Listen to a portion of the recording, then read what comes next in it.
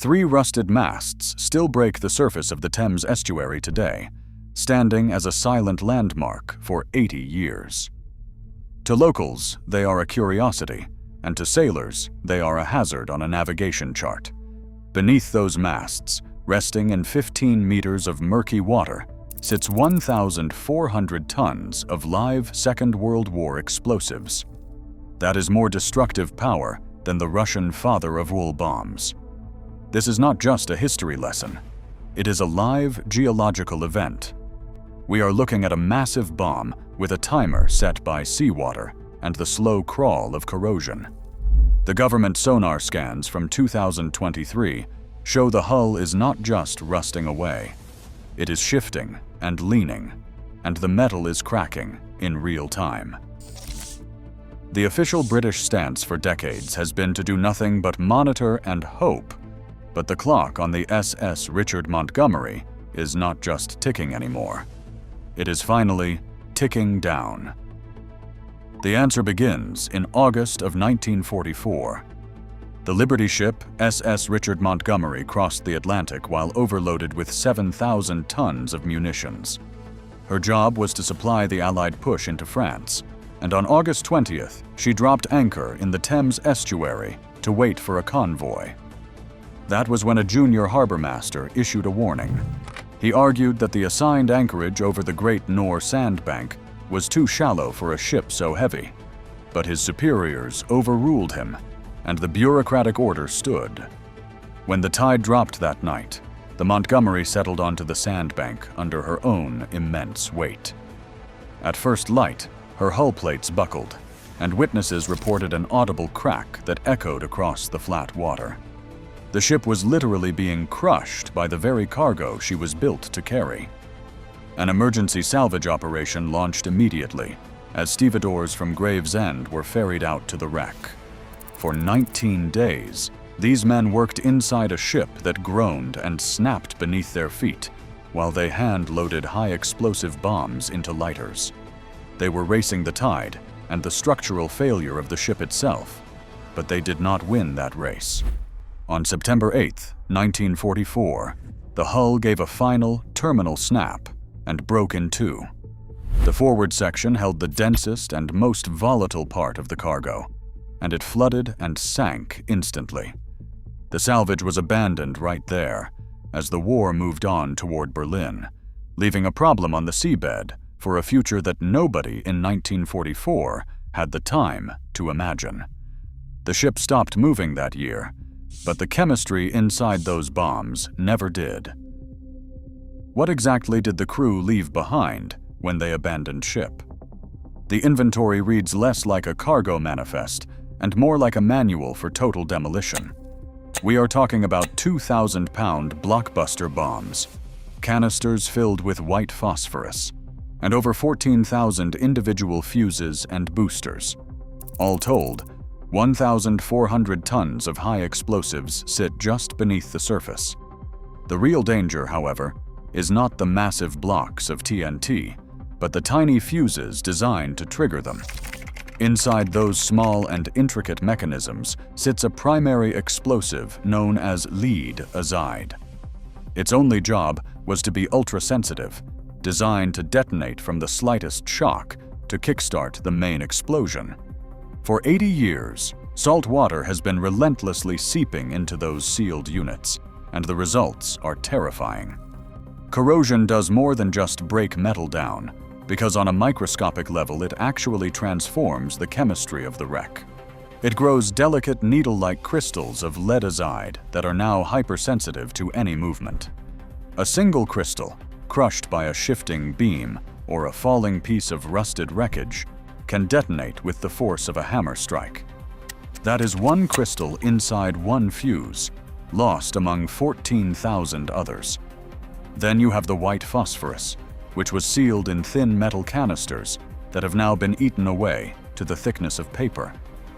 White phosphorus is a nightmare substance that ignites the second it touches air, burning at 5,000 degrees Fahrenheit and resisting any attempt to put it out with water.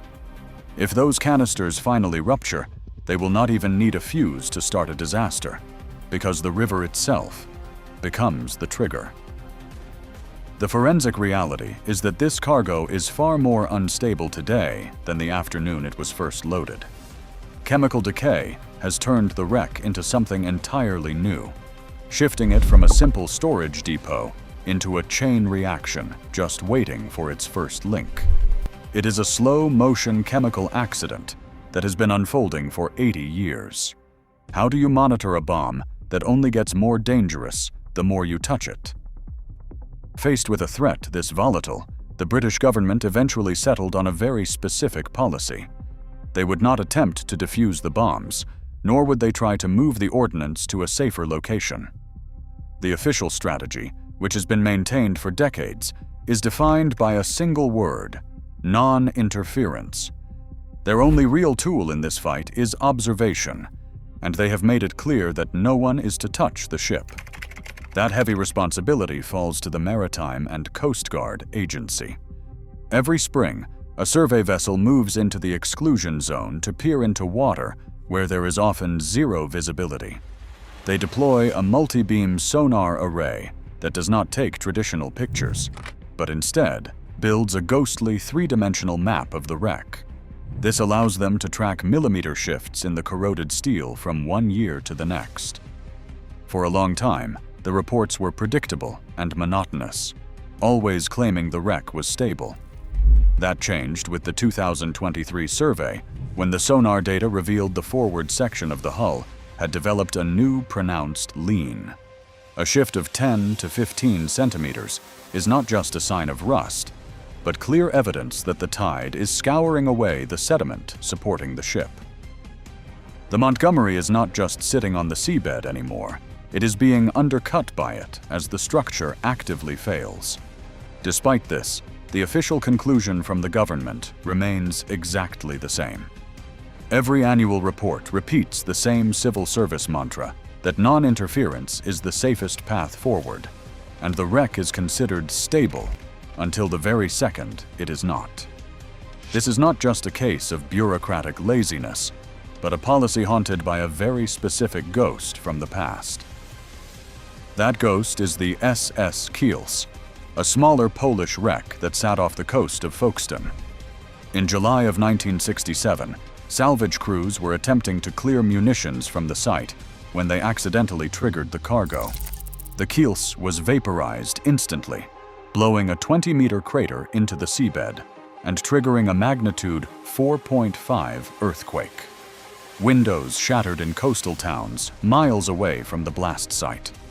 The Kielce was only a fraction of the size of the Montgomery, and it sat in deeper water much farther from the shore. Even so, it still shook the entire country.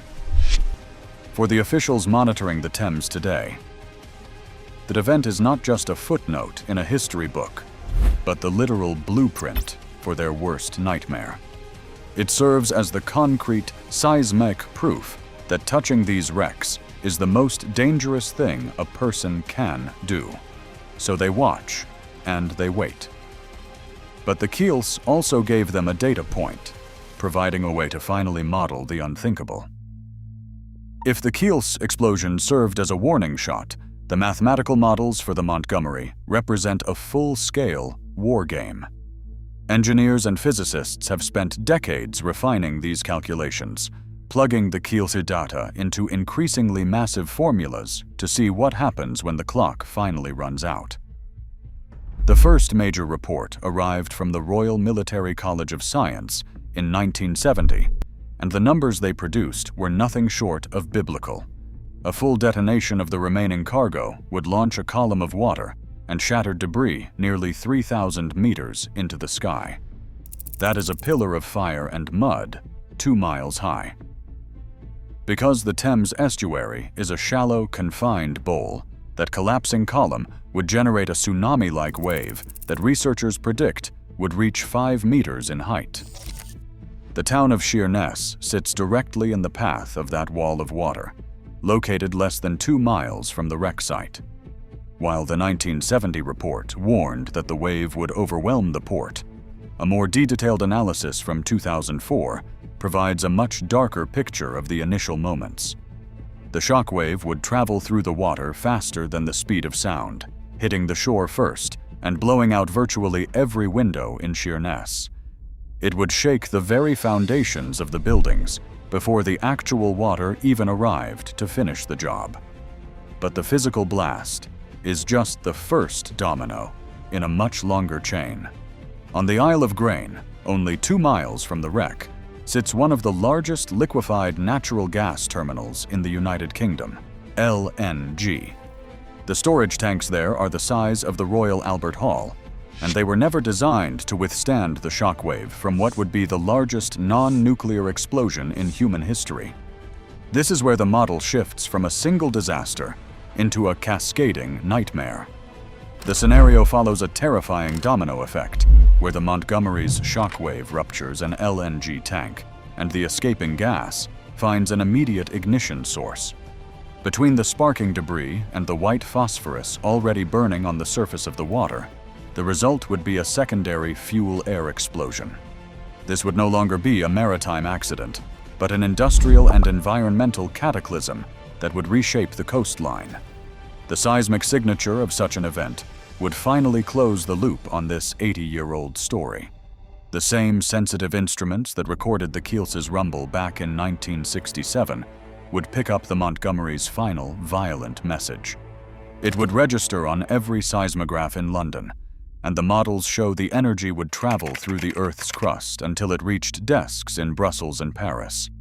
It would be a signal from a war that never truly ended, announcing itself to a continent that tried its best to move on. None of this exists in a vacuum, though. This wreck sits in the middle of one of the busiest shipping channels on the planet, which introduces a daily man-made variable that no sonar scan can ever account for. This apocalyptic model sits just 200 meters away from a maritime highway. The exclusion zone surrounding the wreck is a fragile bubble pressed right against the main deep-water shipping lane leading into the Port of London. Every single day, massive container ships and liquefied natural gas carriers transit this narrow corridor, passing within clear sight of the rusted masts. The threat of a collision is not some theoretical worry for the future. It is already a matter of official record. In 1980, a Danish chemical tanker called the Mare Altum suffered a total steering failure while nearby. The tide and the ship's own momentum put it on a direct, unchecked collision course for the wreck, and it was only diverted by tugs with minutes to spare. That near miss happened over 40 years ago, and the ships moving through that channel today are significantly larger, with much longer stopping distances. An LNG carrier is essentially a floating bomb 5 stories high, carrying natural gas cooled to minus 160 degrees Celsius.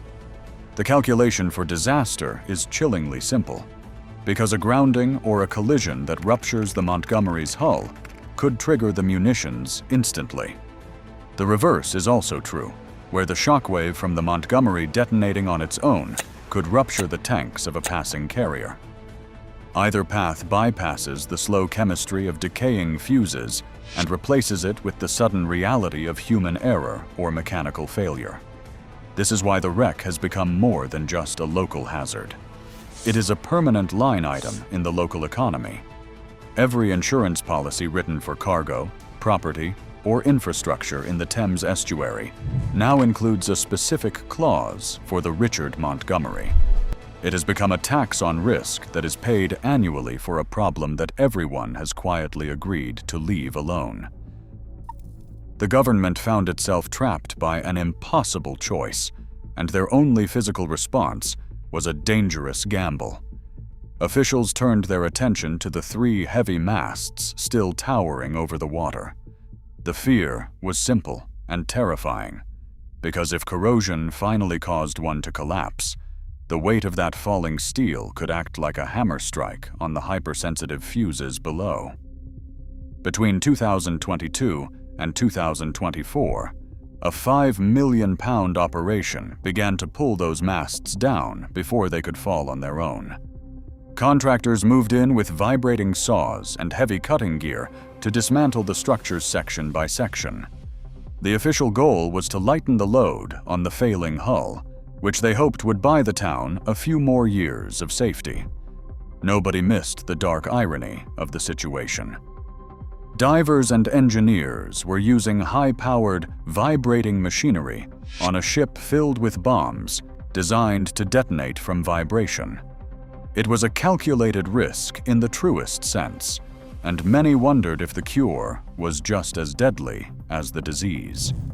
Professor David Alexander from University College London was among the experts who called it a desperate half-measure. Taking away the masts does nothing to stop the fuses from rotting, nor does it move the ship out of the busy shipping lanes, or stop the tides from scouring the seabed under the hull. This operation removed one specific trigger, while introducing a dozen new ones through the work itself. It was not a real solution, but rather a symbolic act that admitted the threat existed while refusing to actually face it. The Montgomery was built to help end a global conflict, but 80 years later, she is still fighting it. The wreck continues to dictate local flight paths, force ships into narrow lanes, and drive up insurance premiums for everyone nearby.